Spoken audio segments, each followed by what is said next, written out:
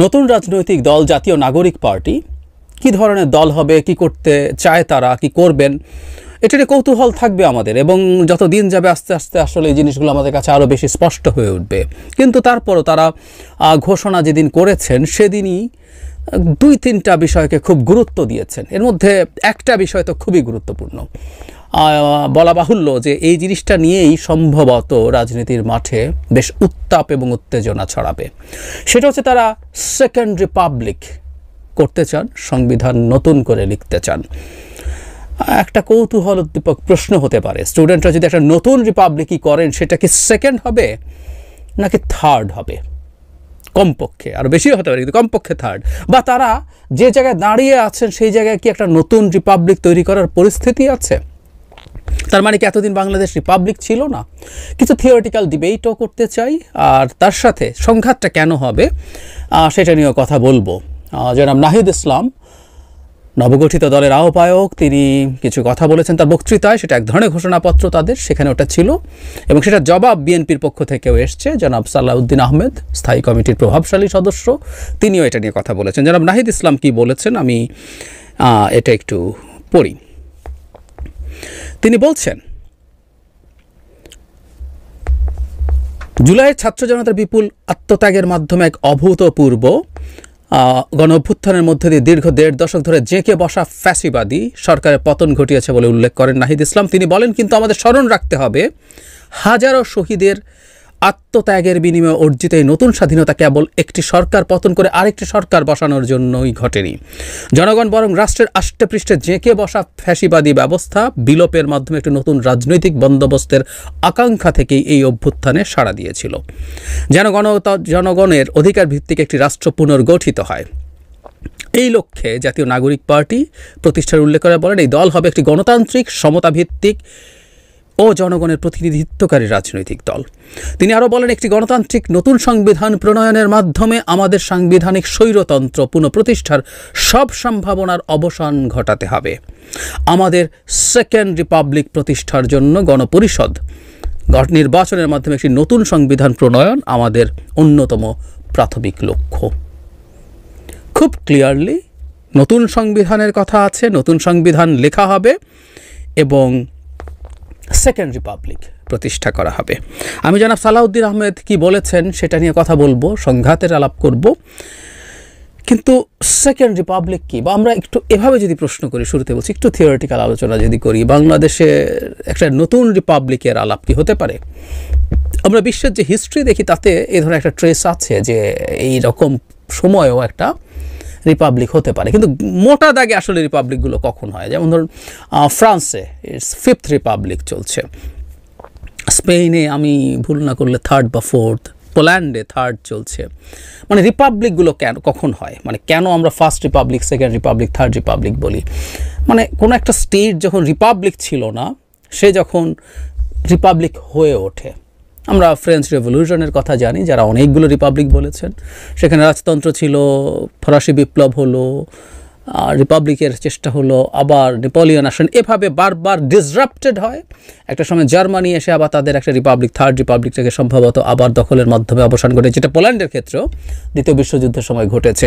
So প্রত্যেকটা Republic যখন collapse করে তখন নতুন করে, এর আগে আর একটু কথা বলে নেওয়া ভালো, রিপাবলিক কি আমরা গণপ্রজাতন্ত্র বলি, যেখানে আসলে জনগণের পার্টিসিপেশনের মাধ্যমেই একটা সরকার গঠিত হয় এবং একটা সরকার জনগণের মাধ্যমেই নির্বাচিত হয় এবং সেটা দিয়ে তারা ফাংশন করে। এটাই হচ্ছে রিপাবলিক সহজ কথায়। যদিও এই রিপাবলিকও খুবই অস্পষ্ট একটা ধারণা এভাবে বলবো, চায়নাকে আমি রিপাবলিক মনে করি না, কিন্তু চায়না নিজেকে রিপাবলিক মনে করে, people's republic of China. Not only that, China নিজেকে ডেমোক্রেটিক দাবি করে, কারণ তারা তাদের হিসাবে মোটা দাগে যে পার্টি মেম্বার্স আছে তাদের মধ্যে তারা নির্বাচন করে বলে আলাপ করেন। এগুলো আদতে কোনো নির্বাচনই না, ওই আলোচনায় আজকে ঢুকছি না। এটা আসলে একটা পার্টির স্বৈরতন্ত্র, এটা আস্তে আস্তে ব্যক্তির স্বৈরতন্ত্রে পরিণত হচ্ছে এখন।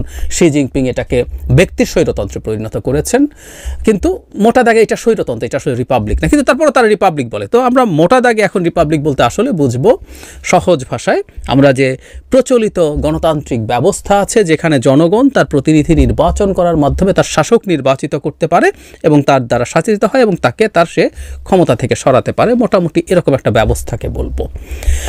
যখন এটা ডিসরাপ্টেড হয় তখনই আসলে এই যে এটা কত রিপাবলিক, কিভাবে হয়েছে তা হয়েছে, এই প্রশ্ন আসে। আমরা কি বাংলাদেশে অলরেডি সেকেন্ড রিপাবলিক দেখে ফেলেছি? এই প্রশ্ন আসলে আসতে পারে। এবং ছাত্রদের যে দল আছে সেই দলটা তারা যদি করতে পারেন, এটা কি থার্ড রিপাবলিক হবে? সেই প্রশ্ন আসবে। একটু এভাবে দেখি। বাংলাদেশ প্রতিষ্ঠার পর আমরা প্রথম একটা সংবিধান পেলাম, যেটা একটা গণতান্ত্রিক সংবিধান। এর মধ্যে প্রচুর স্বৈরাচারী উপাদান আছে। ৭২-এর সংবিধানই নিখুঁত কোনো সংবিধান আসলে ছিল না। প্রচুর উপাদান আছে স্বৈরতান্ত্রিক ভাবে একজন মানুষকে তৈরি করার। যদিও বহুদিন বলেছি যে সংবিধান লিখে কাউকে গণতান্ত্রিক বানানো যায় না, কিন্তু সংবিধানের মধ্যেই স্বৈরতান্ত্রিক উপাদান ছিল। কিন্তু তারপর এটা একটা গণতান্ত্রিক সংবিধান ছিল, পার্লামেন্টারি সিস্টেম অফ ডেমোক্রেসি ছিল। সেটা করে কিভাবে মানুষ ভোট দিয়ে শাসক তৈরি করবে, বাস্তবে কারচুপি হবে কি না হবে সেটা ভিন্ন, কিন্তু আমাদের সংবিধান একটা গণতান্ত্রিক উইথ সাম প্রবলেমস গণতান্ত্রিক সংবিধান ছিল। আমাদের প্রথম রিপাবলিকের পতন ঘটিয়েছে কে? শেখ মুজিবুর রহমান। আমাদের প্রথম রিপাবলিকের পতন হয়েছে বাকশাল তৈরির মাধ্যমে। বাকশাল তৈরি করাটা আমাদের প্রথম রিপাবলিক ধ্বংস করেছে। এরপর এটা রিপাবলিক ছিল বলে আমি মনে করি না। সুতরাং বাকশাল তৈরির মাধ্যমে যখন এটা হলো, তারপর আমাদের যে বহুদলীয় গণতান্ত্রিক ব্যবস্থা, এটা কোনো গণতান্ত্রিক ব্যবস্থাই না, একটা স্বৈরতান্ত্রিক একদলীয় ব্যবস্থা। এবং অনেক জায়গায় লিস্ট যতটুকু দলের মধ্যে এক ধরনের গণতান্ত্রিক চর্চা আছে, বাকশালে সেটাও ছিল না। এটা একটা বিভৎস, আসলে এটা একটা রাজতন্ত্র ছিল সংবিধানের নামে।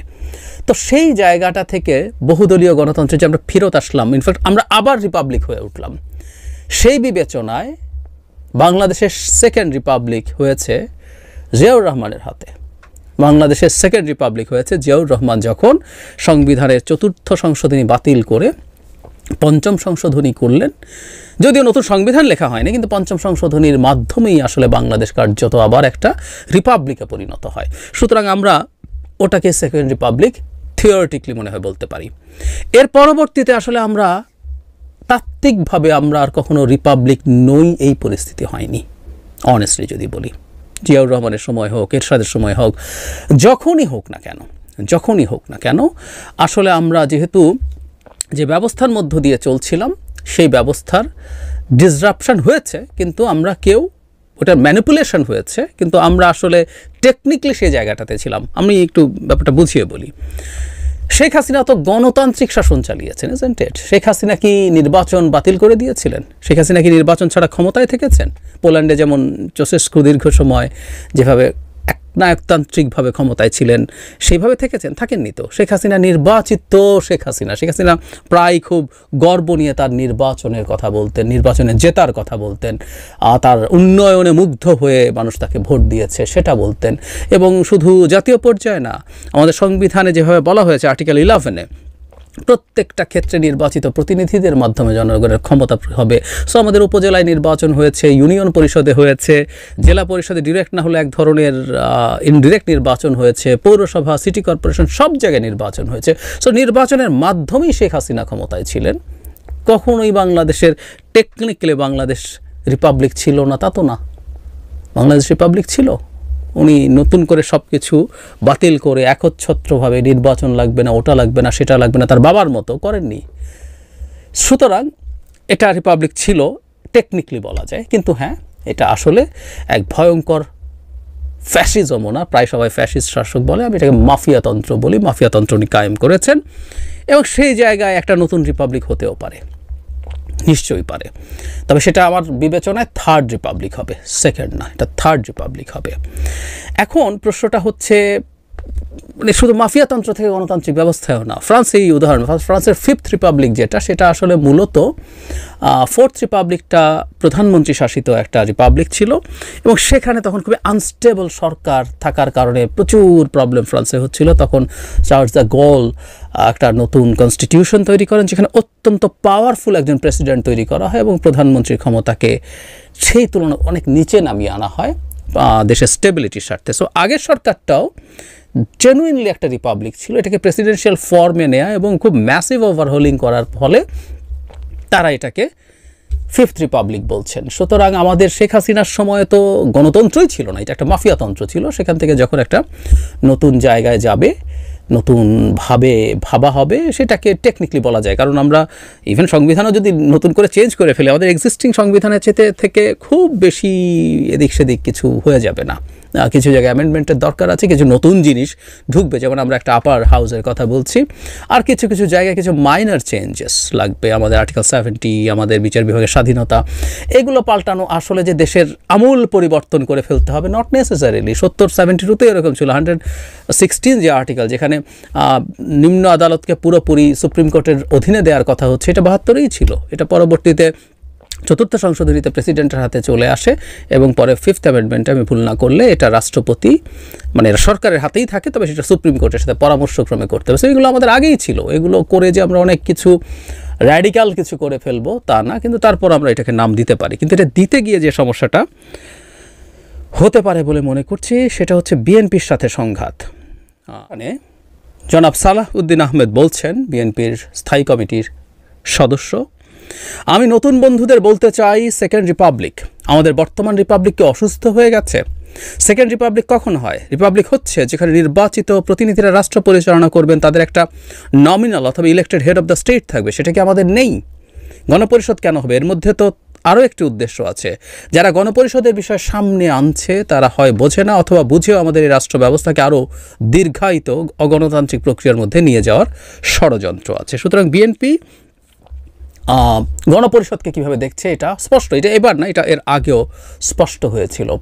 তাহলে আসলে যেটা হতে পারে, অনেকগুলো অপশান এসছে। একটা গণপরিষদ তৈরি করা, যেটা একটা নতুন সংবিধান লিখবে, তারপর একটা সংসদ নির্বাচন হবে। যদি আমরা সংসদীয় ব্যবস্থায় থাকি, আমাদের সেই সংবিধান হতেও পারে যে আমরা রাষ্ট্রপতি শাসিত ব্যবস্থায় আবার চলে যেতে পারি।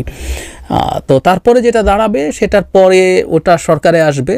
আরেকটা অপশান কেউ কেউ বলছেন যে একই সাথে দুটো হিসাবেই কাজ করবে এমন একটা সংসদ, যেমন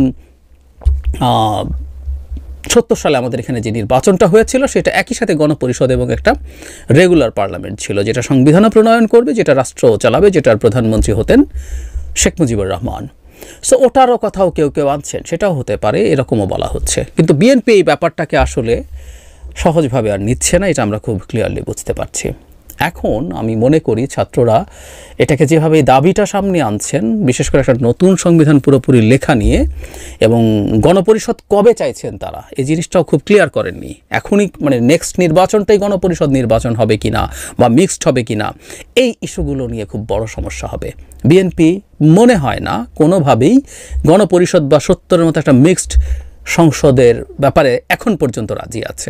তারা যেটা মনে করেন সেটা হচ্ছে সংবিধানের ক্ষেত্রেও তারা যেসব অ্যামেন্ডমেন্ট অ্যাগ্রি করবেন, একমত হবেন অন্যদের সাথে, সেগুলো তারা ক্ষমতায় আসার পর যদি তাদের বা অন্যদের সহ 2/3 সংখ্যাগরিষ্ঠতা হয়, তাহলে তারা সেগুলো ইমপ্লিমেন্ট করবেন। এটা হচ্ছে তাদের পরিস্থিতি।